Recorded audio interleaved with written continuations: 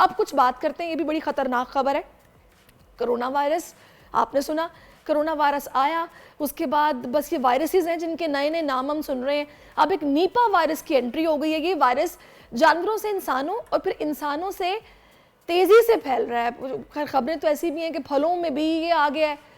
तो अब इसमें क्या हकीकत है, इसकी अलामात क्या है, इंसानी सेहत किस तरह से मुतासिर होती है। मैं बड़ी हैरान हूँ, ये रिपोर्ट सुनते हुए मुझे हैरत हो रही थी कि इंसानों जानवरों से इंसानों तो समझ आती है कि ज़ाहिर इंटरेक्शन है, अब ये फलों में भी मतलब खाने वाली चीज़ में कैसे ये वायरस आ गया, इसका बेहतर जवाब हमें देंगे डॉक्टर फैसल महमूद, जो कि हमें ज्वाइन कर चुके हैं। अस्सलाम वालेकुम डॉक्टर फैसल महमूद। जी वालेकुम सलाम। Good morning doctor Faisal. Morning. अमीर आवाज आ रही है आपको? जी जी बिल्कुल, मुझे आपकी आवाज़ आ रही है। सबसे पहले तो मुझे ये बताएगा कि ये वेरिएंट जो वायरस है, ये नया वायरस है या फिर ये किसी मौजूदा वायरस की नई शक्ल है, और इसके सिम्टम्स क्या हैं? जी तो ये जो वायरस है ये नया वायरस तो नहीं है। ये 1999 में ये सामने आया था मलेशिया और सिंगापुर के अंदर। और ये वायरस जो है ये एक तरह का एक गर्दन तोड़ बुखार पैदा करता है, जिसमें बुखार, सर में दर्द और कोमा की अलामात शामिल हैं। अच्छा, मुझे ये बताएगा ये फलों में किस तरह से मुंतकिल हो रहा है, फलों से भी फैल रहा है? हाँ, तो ये फलों में ऐसा नहीं होता है। फल के अंदर इन्फेक्शन इतना नहीं होता। होता ये कि ये वायरस अमूमन चमगादड़ में होता है, और चूंकि चमगादड़ जो है वो फल खाते हैं जो लटके हुए होते हैं, तो इस वजह से वो उनके थूक के जरिए उस फल पे आके चिपक सकते हैं। यानी कि अगर आप फलों को अच्छी तरह धो लें तो ये वायरस खत्म हो जाता है। अच्छा डॉक्टर फैसल, जैसा कि आपने बताया कि 1990 में ये वायरस आ गया था, ये नया नहीं है, ये पहले से मौजूद था, तो अभी ये ट्रांसफ़र कैसे हुआ है पाकिस्तान में, इसके केसेस कैसे रिपोर्ट होना शुरू हुए हैं? कहा जा रहा है कि भारत से आया है, कुछ बताएंगे इसके बारे में? जी, तो 1990 नहीं 99 में ये पहले पता लगा था, और इसके उसके बाद से आउटब्रेक होते रहते हैं, यानी कि केसेस में कमी और ज़्यादती होती रहती है। इसके केसेस पाकिस्तान में नहीं आए अभी तक, मगर अलर्ट जो जारी किया उसकी वजह ये है कि आजकल ये इंडिया में ज़्यादा फैला हुआ है, और ये पहले भी हो चुका है। ये कई सालों पहले भी इंडिया में इसके केसेस बढ़ गए थे, मगर कराची में या पाकिस्तान में अभी तक इससे कोई केसेस सामने नहीं आए हैं। अल्हम्दुलिल्लाह। अच्छा वैसे डॉक्टर फैसल मुझे ये बताएगा कि आम तौर पर हमें तो बुखार भी होता है, कुछ लोगों को गर्दन तोड़ बुखार भी हो जाता है, बिगड़ भी जाता है, लोग आईसीयू तक पहुंच जाते हैं। अब ये कैसे हम लोग मतलब समझेंगे कि भाई ये वायरस वाला बुखार है या फिर ये वैसे कोई गर्दन तोड़ बुखार हो गया है? तो देखिए, इसमें दो चीज़ें। एक तो ये कि जैसे कि आपकी रिपोर्ट में बताया कि बहुत परेशान होने की ज़रूरत नहीं है। ये इसके पाकिस्तान में कोई केसेस नहीं आए हैं। ये वायरस ऐसा नहीं है जो कि बहुत आराम से फैलता है।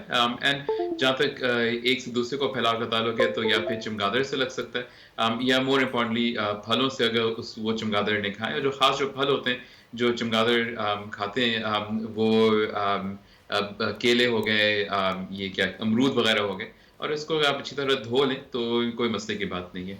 जहाँ तक गर्दन तोड़ बुखार और नीपा की बात है, तो याद रखें गर्दन तोड़ बुखार चाहे वो किसी भी जरासीम से हो, चाहे वो नीपा हो या कोई और वायरस हो या कोई और बैक्टीरिया हो, तो ये ख़तरनाक होता है। तो चाहे अगर आपको कोई भी शुबा है तो आप रिगार्डलेस आपको अस्पताल की तरफ रुख करना पड़ेगा। अच्छा मुझे ये भी बताएगा डॉक्टर साहब के जैसे कि अभी अलर्ट जारी हो गया है, ठीक है, अल्हम्दुलिल्लाह कोई केसेस तो रिपोर्ट नहीं हुए, ऑब्वियसली जो एयरपोर्ट्स हैं उन पर भी ये अलर्ट चला गया होगा, तो इसका तशखीस का जो अमल है पाकिस्तान में, उसमें हम कितने एडवांस हैं या फिर कितना जल्दी तशखीस हो जाती है इसकी? सो इसकी तशख़ीस के लिहाज से हम बहुत एडवांस नहीं हैं। इसके टेस्ट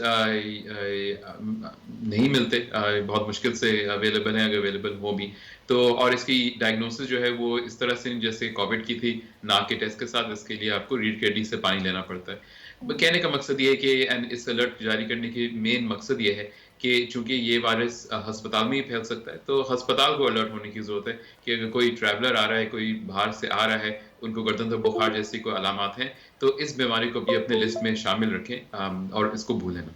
सही, मेरे जो प्रोड्यूसर साहब हैं ना उनको बहुत जल्दी हो रही है ये जानने की कि इससे बचाव का तरीका आप बता दें कि घरों में आमतौर पर क्या यूज़ किया जाए कि जिससे हम बचे रहें इससे। बस तो बचाव के दो ही बहुत सिंपल तरीके हैं। एक तो ये कि जो भी आप फल ले रहे हैं उसको अच्छी तरह धो के खाएं, और वो तो वैसे भी आपको धो के खाना चाहिए, खास वो फल जिसको आप छील ले रहे हो, क्योंकि नीपा तो बहुत मुश्किल बात है, मगर बाकी आम जो बीमारियां हैं वो लगने के चांसेस ज़्यादा होते हैं।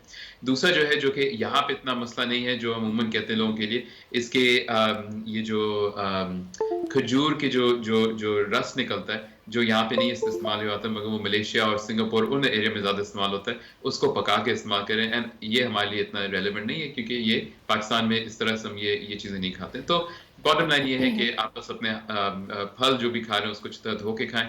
फल खाना छोड़ें मत प्लीज़। फल ज़रूरी होता है, और आप बचे रहेंगे। अच्छा, वैसे मजे की बात यह है कि जब इस तरह का कोई वायरस आ जाए ना, स्पेशली जिस तरह इसका फलों से भी ताल्लुक है, जितने फल महंगे हो गए ना, मुझे लगता है वायरस का सुन के सस्ते भी हो जाएंगे, लोग खरीदना छोड़ देंगे। ऐसा भी हो जाता है। बिल्कुल, फल छोड़ें मत प्लीज़, बस अच्छी तरह धो के खा लें, आप बचे रहेंगे। अच्छा डॉक्टर साहब, एक चीज़ और, क्योंकि एज अ डॉक्टर आप भी ऑब्जर्व करते होंगे, जितनी तेज़ी के साथ ये वायरसेस आ रहे हैं और मुख्तलिफ शक्लों में आ रहे हैं, नए नए नाम आ रहे हैं, नाइजेरिया, नेगलेरिया, कोरोना, नीपा, तो इसमें मैंने बेसिकली देखा कि हर चीज़ जुड़ी हुई है हाइजीन के साथ। अगर आप अपनी हाइजीन बेहतर रखते हैं, खाने पीने की भी और अपनी खुद भी पर्सनली भी, तो आप किसी भी तरह के वायरस से बच सकते हैं। डाइट का अगर आप ख्याल रखते हैं कि आप हाइड्रेटेड रहें, आप अपने इम्यून सिस्टम को बेहतर रखने के लिए अच्छा खाएं, तो आपको कोई वायरस नहीं लगेगा। ऐसा ही है? बिल्कुल सही। ऐसा नहीं कि कोई वायरस नहीं लगेगा, मगर बहुत सारी बीमारियां जो हैं उनका हाइजीन से ताल्लुक है। ना सिर्फ अपनी पर्सनल हाइजीन या अपनी खुद की सफाई सुथराई, मगर माहौल की सफाई सुथराई भी।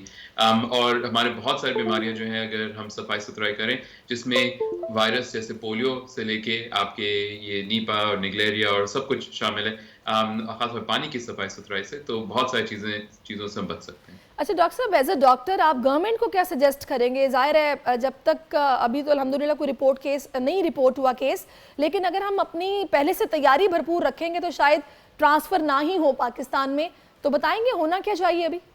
सो आई थिंक जो अभी तक हो चुका है वो काफ़ी है, यानी कि बस ख़ासतौर पे डॉक्टरों को आगाही देना कि ये वायरस भी मौजूद है। ये वायरस जैसे, चूँकि ये निस्बतन नया वायरस है, इसके बारे में हम ज़्यादा लोगों ने मेडिकल स्कूल में या ट्रेनिंग में इसके बारे में पढ़ा या सीखा नहीं है। तो अच्छी बात है कि डॉक्टर्स आगाह हैं। अगर कोई केस आता है तो फिर कुछ करने की ज़रूरत है, मगर बहुत इसमें ऐसी तैयारी करने की ज़रूरत नहीं जैसे हमने कोविड में या डेंगू वगैरह में करते हैं। बल्कि ज़्यादा खतरा आजकल डेंगू का ज़्यादा है, नीपा का काफ़ी कम है।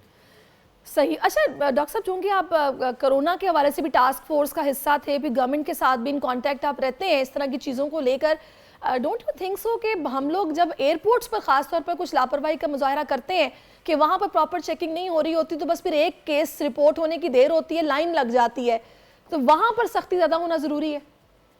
डिपेंड करता है बीमारी टू बीमारी। बहुत सारी ऐसी बीमारियां यहाँ पे जो कि पाकिस्तान में ही पाई जाती हैं और पाकिस्तान में ही फैलती हैं, जिसमें ऑब्वियसली अब कोविड भी शामिल है, डेंगू वगैरह भी शामिल है। वो बीमारियों के लिए तो कुछ करने की ज़रूरत नहीं है। ट्रैवलर्स यानी कि वो लोग जो आ रहे हैं, उनके अंदर कुछ ख़ास बीमारियां जिनके लिए हमको देखने की ज़रूरत पड़ती है, जैसे कि येलो फीवर हो गया, जो एक ख़ास किस्म का वायरल इन्फेक्शन है, जो दुनिया के सिर्फ कुछ मखसूस एरिया में पाया जाता है। तो वहाँ से जब लोग आते हैं तो वो वैक्सीन करके आने की ज़रूरत है। इसी तरह से अगर कोई भी डॉक्टर कोई देखे किसी ऐसे बंदे को जो ट्रैवल करके आ रहा है, उसको बुखार है, कोई इन्फेक्शन है, तो फिर उनकी जो लिस्ट होती है बीमारी की लंबी हो जाती है। मगर बहुत आई थिंक एयरपोर्ट्स में स्क्रीनिंग या टेम्परेचर चेक वगैरह करने की इतनी ज़रूरत नहीं है।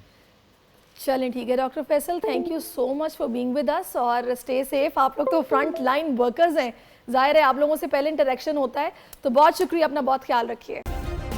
सब्सक्राइब करें और बेल दबाएं ताकि कोई खबर रह न जाए।